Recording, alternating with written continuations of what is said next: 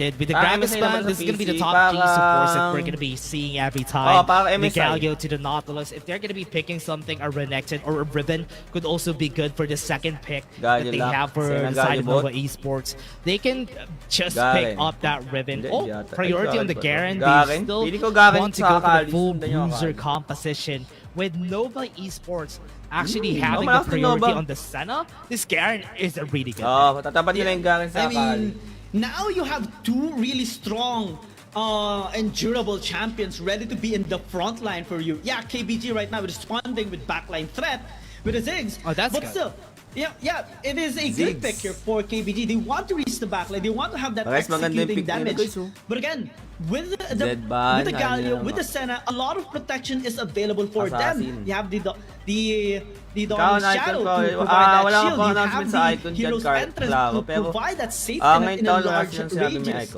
And now that's the goal here of Nova Esports, to try and interfere with the positioning here, try to just out-CC them and out-sustain KBG. WRL to A1. Honestly, I can see the Ziggs being a very good pick. Considering that most of the players here for Nova Esports, when you pick a Senna as the first pick, most of the time you expect that everybody's going to stick together. So the AoE damage from the Ziggs is just going to be multiplied a lot more. But here, the next bans that we're going to be seeing for the Zed, the Yone getting banned, the priorities that we have from this place, the respect that they have for this champions that we have for today is just there. They don't want to have the Gwen, they don't want to have the priority of the Yone. I do hope that Long picks the Lee Sin for their side here, because if they want to sustain with this early game composition, a Lee Sin could really magnify that picks that they have. But for the side of KBG, so far, I'm really liking their picks. I do hope that they add a bit more CC just to make this Akali work a lot more. Yeah, definitely. A lot of champions here of KG actually removed from the scene. That leaves the Jax here for him to actually pick up. It can be really risky, especially with the amount of pressure that always thrown at the Jax, given that he is really hard to stay champion towards the late game. And given the composition provided here by Nova Esports, they can attempt to bully the Baron lane and try to prevent him from ever reaching his power spike. Now as they do hobble the Corki, this signifies a scaling momentum as well here on the side of Nova Esports to pair it up with the Senna that they have. So maybe in the early game, they can have some downsides, and especially in trying to prevent KG from scaling up. But with the Kha'Zix, that might just fix everything for them. Yeah, with the Kha'Zix, this is really nice to have.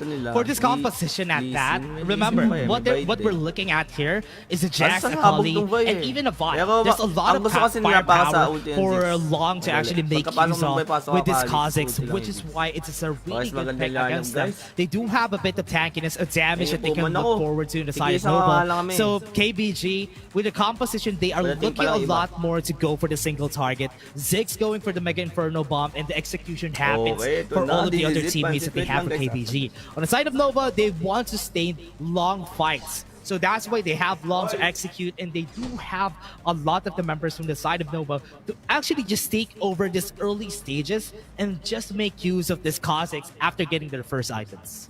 It's very scary though to think that KBG having to pick up the Vi would provide a lot of safety actually for KG, even in the mid lane. And with the help of the Nautilus as well there by Uwu, there's a lot of playmaking potential on the side of KG to actually threaten the scaling of Nova Esports, because you have the Corki, you have the Senna. It would take some time to actually scale up. Even if you have the Kha'Zix, no one is actually there aside from the Galio to actually enable this champion of Long. So there's some gaps that we are seeing right now on the side of Nova Esports. Hopefully they are going to be able to patch it up within the game, because KG, they do not let people just get away when making mistakes. They are really good at punishing, and they make very, very little mistakes, almost as clean as it gets. And even if they do have really scaling champions, their late game is very scary. Because of the Akali, because of the Jax, Neon and Remake might be threatened a lot in the backline. look at the set that they had here. Look at the rotations that we had for both of our teams, right? Because they know that the Jax is not going to be having an easier time on the Baron lane, because most of the time people just double up on the Baron lane. This is what they did. They swapped out Tgee onto the bot side, or rather the top side, and even swap KG onto the bot lane, and this just makes it easier for them to work around it. So this is going to be a challenge that they need to cover, because they have a Galio in the bot lane, and Jax is just going to be farming easily there. Yeah, I love the presentation as well, the graphics that we are seeing right now. There's the same graphics we do see in the WRL 2020, and the Legend Cup 2023 in the CN conference. Very different from the APAC, as now we do see, KG taking a bit of damage there from the pokings of Remake and Yami. Well, the goal is to bully the Jax and prevent him from getting those crucial CS, and also provide that stability for Remake as he does scale up the Nova Esports.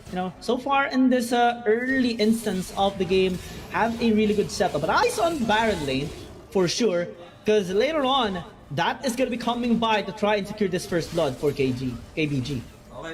Yeah, look at them rotating back here. That is going to be the challenge here every time for them, because when they're going to be rotating back here for the side of the KBG, he's not going to be having a problem here, but KG is having the biggest of problems. So far, when it comes to the rotation during the early stages of our game, I do believe that Nova Esports were just on top of KBG time and time again, and the reason why is because KG is not having a good time in the bot lane, even though that he's taking a bit of items here. He's still on a big disadvantage here in the bot side. He's not even able to get close to them. Anu is here for quite a bit of time, took a bit of time on the top side, and the rotation happened again because they don't want to give the disadvantage to KG. Yeah, now, as they actually group up here in the bottom side river, that's it, engage! Season desist happens, and now they're going to be starting the fight. They're going to be slowing it down. Ooh, gonna come back. Justice Punch is damage, but not enough to actually get the win there. And Nova is just going to back away from that fight. Yeah, Anon almost got a kill there onto Yami with a perfect execution. Fortunately, he was interrupted by Remake and forced to just use that ulti to escape. Now, no kill so far by both sides. Both of them are sizing up with each other. Nova Esports trying to get some plates here in the mid lane. That will just be, respected here by KBG. As Anran will be securing, the wave here. Only losing 2 plates in that first tier tower. Yeah. Oy! Now with that, we're gonna be stopping for just a bit here. Anyari? And I hope that we do start to see a little bit Hindi more nag-stop of our stream players. guys So we're ha. just gonna be Nag-stop having sa kanila, may a problema pause that ata. we've Uy, seen may from our problema game nga. a while ago. That was a really good start of the game. This is the difference between the APAC conference and the CN conference. Look at how fast they rotate around the map. They have been playing around the map, especially Yu on the side right there, KBG, very strong, and even Yami on the Dragon lane. The rotations that they've been doing is really good because they knew what to do against the Jax, and whenever you pick a Jax, the punishment is always going to be there.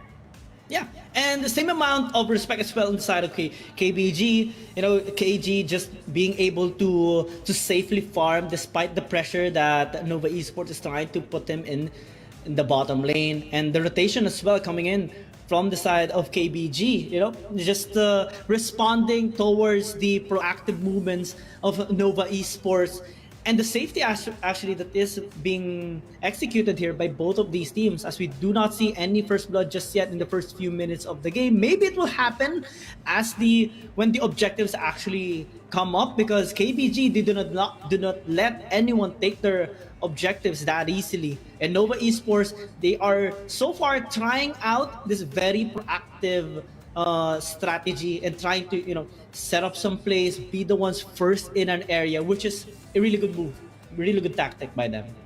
Yeah, Nova Esports really knows how to play around the map, and they knew how to play against KBG. I was expecting Yu to actually get more advantage when it comes to playing around the map. He always was on top during a lot of their scrims that has happened during the last time. But hey, it's still not done. The game is still at 3 minutes, and I can still feel the pressure for most of our players, because that first fight, I thought there's someone who's gonna die. But looking at the spacing from our players, that is how you're supposed to play. The micro plays, because most of the time, most teams know how to macro. on this level of play. But the micro of our players, we've seen it. Adran wasn't even afraid that he's gonna die, even went in with a perfect execution because they knew that they don't have any CC anymore. Adran was able to get away even with the sliver of his health left, and that's how confident these players are with their own skill. And that's something to really take note of this conference right here. Yeah, the communication as well, very on point by both of these teams, you know, especially in these hyper active team fights happening with a lot of things going on inside the fight. Yami as well also being able to safely escape despite the amount of damage he actually took in that fight, trying to do the crowd control that he is supposed to do in that fight as well to aid the members of Nova Esports. And I guess it's just a shaking of both of these teams, just trying to get a gauge, trying to get a glimpse of how they are actually going to throw in their jabs. So similar to like all the other fighting games that we do see all around the world. And I think it's just going to be a testing of the water here for KBG and Nova Esports for the first few minutes of the game, especially that both of them actually possess late game scaling champions, and that's going to be the tipping point for sure. Yeah, I do hope that we see a lot more of this from our players during this first 3 minutes. There were a lot of actions that already happened around the map. And yes, when it comes to this CN teams, they always prioritize the Jax. Even last year, they have a big priority on that Jax on the jungle. But now, the difference maker is how are they going to be using this Jax in their favor? Notify mo na guys, because most of the pressure is going to happen on the side of Jax. It's going to be playing weak side. But remember, it is on the hands of a very great player right here on the side of KBG, which is Tgee. Yeah. But the problem here is Giza is also a great player. We've seen him a while ago playing against Anran toe-to-toe, but because he's using a Garen, that might change things a lot for the side of Nova Esports. Because, well, Nova Esports doesn't want to get that single pick off, that one execution, especially with the silence that can actually interfere with a lot of plans or intention of a particular player, depending on who the target will be here for Yais, and him being a very, very talented player who knows how to punish and knows how to set up those traps. In most of the cases, that can be a big obstacle here for KBG, especially for Honor. As an Akali, your goal is to dish out as much damage as possible when you go in. And when there's a Garen, that can pose a lot of delays and pressure and a threat to that for said combo. And I think that's one of the things that Nova Esports wants to keep in mind. Having Yai just keep an eye on Andran in the most cases, and try to interfere with his combo, because when they actually get the kill onto the Akali, that is one big damage dealer down on the side of KBG. Yeah, and one of the problems here that they always need to face is the threat of the Ziggs on their side. Because they picked up a Senna on the Dragon Lane side, they won't really have a lot more weight gear compared to what they are expected to be. The only good thing, the caveat that they have here is that they have a Corki on their side. So that is something that they need to use on the middle stages of the game, because this Corki needs to actually weight clear for the team a lot more. But here, the way they started it is really good. But now, we're going to be back into the game, everybody. Here comes the game. And that has a lot of things that happen after those minutes. 1 minute, actually. I wonder, just a minute has gone by. Gold still even. No kills just yet. No tower takedowns. So still relatively even here for both sides, except for the damage that Nova Esports has done towards that middle tier 1 tower of KBG. And we're just a few seconds away from having these objectives spawn up. Given that it's a mountain dragon, would take time for any team to actually take it down. KBG just leveling down on the vision here in the bottom side river, trying to set up maybe a play as that charges up. No victims yet. Yeah. Still not starting any of the objectives that we've seen so far.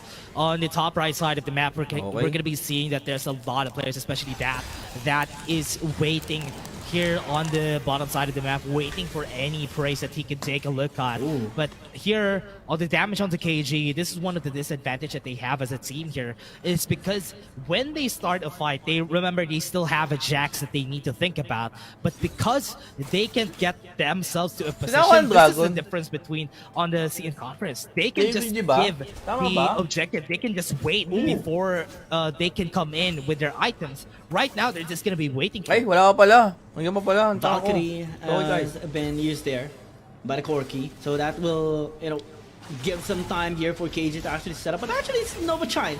China setting up here in the bottom lane. That's a perfect execution. Fly was able to hit, and that's going to be coming in. That's going to be one down. Neon is going to be down onto the dumps. Airplane's going to fall down. Hero's entrance is not going to be seeing anybody, but they got the Drake just yet. So they're going to be starting. They're still not done. Now Andron's going to be the target. They still got it. Long got the advantage here. And we've seen it time and time again. Long is great at executing these objectives. Yeah, and really good execution as well. You know, the priority on the objective, and yeah, that allowed KBG to actually take the kill onto Neon. They're focusing on the objective, focusing onto the dragon. Now it's has been taken here by KBG. Guys, kasi tingin nyo, kasi it's 48 na. With a tower push pa 7 minutes wala na would be very difficult, but almost as very close to taking it down. 573 HP. I think that's very much even here for both of these teams, despite Neon getting taken down. The target here, the goal of Nova Esports is still being met, the scaling with the Dragons. Yeah, and this is gonna be China, guys. What they are going to be looking at here for the side right here, KBG. But take a look at this fight right here. Oh, such a big burst, especially with the Mega Inferno bomb as Anran just finished the kill off. Good job though by Yami, you know, just helping out on the team as the other members of Nova Esports plating 7 minutes, guys. Taking that mountain drag, because pag may herald kayo, that drop nyo before particular 7 elemental minutes. dragon is very hard to take down. And given the amount of damage present on the scaling lineup of Nova Esports, it did require most of them, 3 in fact, to just try to dish damage onto that mountain dragon. Yeah. And if they're going to be starting something, that is going to be on the next objective. Remember, they had the Rift Herald onto the top side, giving them a bit of an advantage here for the side of KBG. That gives KG a lot more space onto the top side of the map to actually just go and farm. 2,000 gold leads so far present here on the side of KBG. Oh my gosh! Papakita ng DS si Anran, guys. Wow. Wala siyang pakialam kahit sino katapat niya. And that's Garen. First pick Akali. The Garen has been, you know, buffed up a little bit over the past few patches in terms of durability, especially with the second skill. But that doesn't matter here for Anran. He will pierce through every armor that this Garen has for Yai. W lang ng Ziggs. Justice Punch gonna be hitting. We do have the Mega Inferno Bomb. Yami's very tanky, but the backline season. This is also remake. But they have long Hero Sense is gonna hit the Ton, and he's gonna fall. KBG is gonna back away in shame. Really good answer back there by Nova Esports, especially as long, you know, flanks from the side. Despite them losing the tower, they're still able to pick up that kill and lose absolutely nobody in that fight. But again, let's check out the replay here in the bottom lane. Only losing 2 bars in that first instance, but the moment that Anna committed on that 1v1, we just saw those HP bars being deleted. 2K gold for the side ng KBG. But right now, it's gonna be something. It's gonna be a challenge here for the side of Nova to make use of this disadvantage they got. Mid lane tower, top lane tower have been taken over already by KBG. A while ago, I thought Nova was the one who got the bigger advantage there during the last fight. But because KBG was able to get one caveat, one advantage, it turned the tides around, got them, netted them a lot of these towers, a lot of this map pressure that we're seeing today. And Nova Esports are playing it a little slower right now. They're feeling the pressure actually from KBG. The tower takedowns, the kills, and especially the solo kill of Anran earlier onto Yai. Now it's reflecting a little bit on the scoreboard yan. Tinas na para sa'yo, idol. Jefferson nakinig ka ata. Bayababa talaga yung mga scoreboard. Para malaki yung makita.